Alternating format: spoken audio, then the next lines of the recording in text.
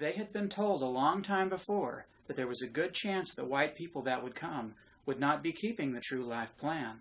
Therefore, war and other catastrophes would take place. About 1400 to 2000 years ago, they came to the place where they are now living in Arizona. It is called Old Aribe because it is the oldest continually inhabited settlement in North America. At that time, a man came out of heaven and appeared to them.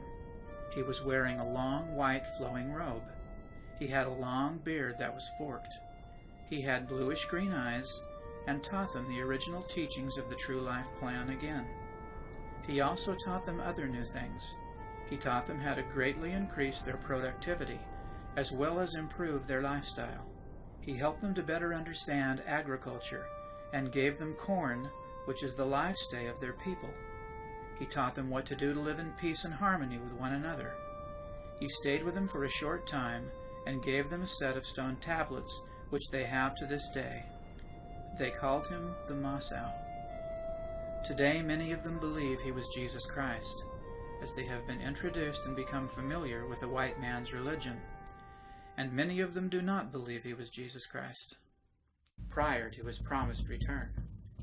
They were told by the white god, known to them as the Masao, that the time would come when the white man would come upon the land and would force them onto small parcels of land and lord over them, that they would lose many of their rights and they would take away many of their customs, and that they would seek to take away their traditions.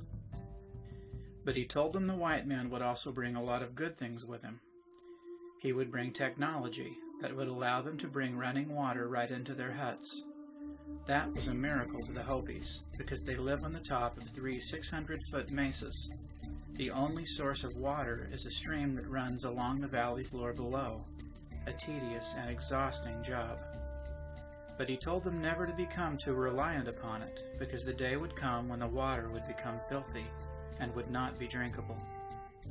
He told them they would develop a system of power that would make it so they could touch the side of their hut and it would light up.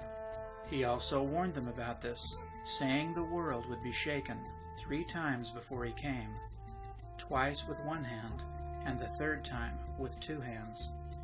In the third shaking, the power would be taken away, so not to become too reliant upon it, but that they could avoid it if the people would turn back to God and live the commandments he had given them. It did not have to happen. He gave them prophecies about the first shaking that would take place close to that time, so they would be able to recognize it was about to take place. They would see